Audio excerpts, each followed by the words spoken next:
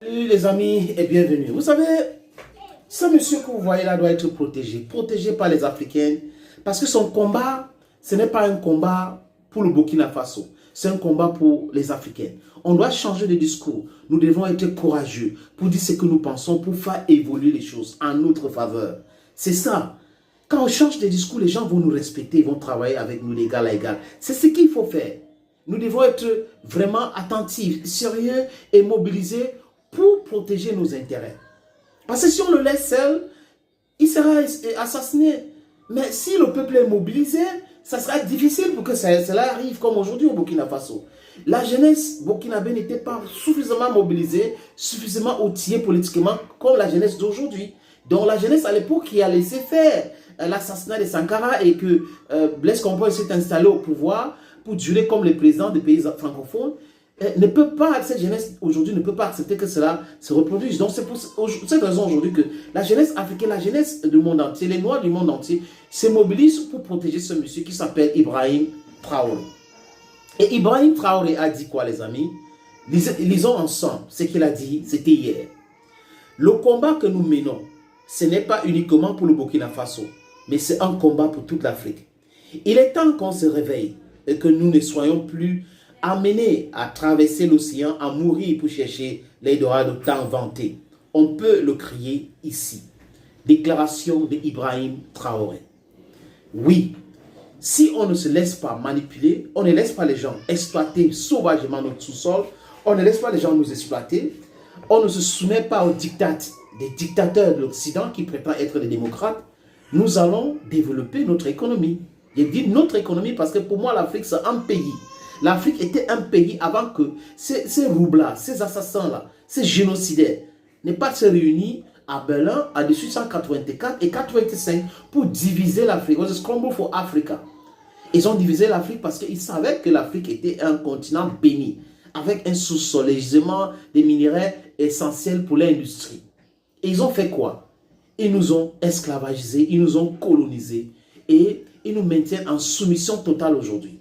Et la criminalité des politiciens français a été exposée par la jeunesse d'aujourd'hui.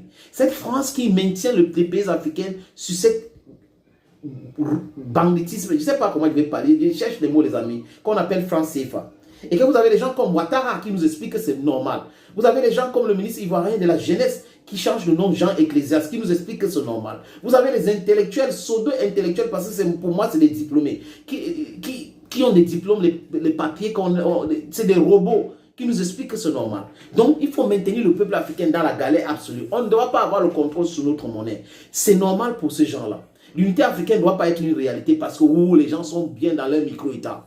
Voilà dans quoi nous sommes en train d'aller. Non, nous devons briser tout cela, nous devons déconstruire tout cela en rééduquant le peuple africain, la jeunesse africaine qui est de plus en plus éduquée politiquement.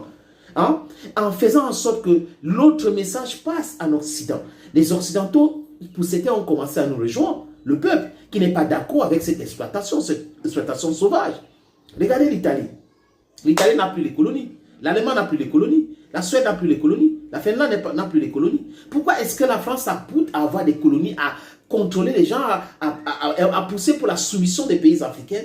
Parce que la France sait que, ou l'élite française, ils savent qu'ils n'ont rien fait pour développer l'économie de leur pays. La seule chose qu'ils ont fait, c'est la soumission des autres, dont l'argent gratuit vient. CFA, nous mettons l'argent, nos réserves dans leur banque centrale. Ils vont prendre ça, ils vont vendre à CAC 40, ça va faire les bénéfices, ça engrange des bénéfices. Ils nous envoient une partie comme aide au développement. Parfois, ils nous empruntent notre propre argent. Et là, ils disent qu'ils nous aident. Et dans nos pays, ils ne payent pas les impôts pour les multinationales françaises. Ils payent les impôts dans leur pays, la France. Les Français qui travaillent dans nos pays payent les impôts dans leur pays, la France. Et on trouve que c'est normal et que ça doit continuer comme ça. Et pendant ce temps, les Africains qui travaillent en France payent les impôts en France. Les entreprises africaines payent les impôts en France. Vous voyez cette escroquerie, cette banditisme-là. Et c'est ça que les gens n'arrivent pas à comprendre. Certaines personnes veulent que nous restons là-dedans. Si on se sépare de toutes ces choses-là, si les entreprises françaises payent les impôts localement, les Français qui travaillent ici payent les impôts au Cameroun, imagine ou en Afrique, imagine combien nous allons gagner et ce que ça va faire. le développement infrastructurel, la mécanisation de l'agriculture, l'assainissement, la construction et tout. Il y aura beaucoup de choses chez nous. On va créer l'emploi et que nous stoppons l'exploitation de matières premières brutes en Europe. On les transforme localement avant d'envoyer en Europe. Ça va créer de l'emploi chez nous. C'est de ça que parle le capitaine Ibrahim Traoré. Et tout Africain digne de son nom doit entrer dans cette entreprise-là. C'est ça qui est bien. Imaginez que le Niger enrichissait ce uranium localement, transformé localement avant de vendre. Combien ça devait donner au Niger? Mais dans cette escroquerie, on achète ça même moins cher. Après, on vient dire que le Niger, c'est un pays pauvre. Et les réserves nigériennes sont basées en France. Après, on vous dit que l'aide au développement est budgétaire. On va retirer cela. On va stopper cela. Non, la France doit comprendre que les enfants d'Afrique comprennent ces choses-là aujourd'hui. Nous sommes au courant de toutes ces choses-là. Hein? Ces comportements machiavéliques. Nous sommes au courant et on est en train de se libérer. Il est temps pour qu'ils comprennent que à l'amiable, déchirons tous ces accords coloniaux bidons et signons d'autres choses parce qu'on ne peut pas accepter être malmené depuis des siècles et des siècles sans cesse. On vous enrichit, vous nous imposez des choses, vous nous insultez et vous croyez que nous allons toujours accepter éternellement? Non, ce n'est pas possible. Thank you, dear friends. Protégeons Ibrahim Traoré.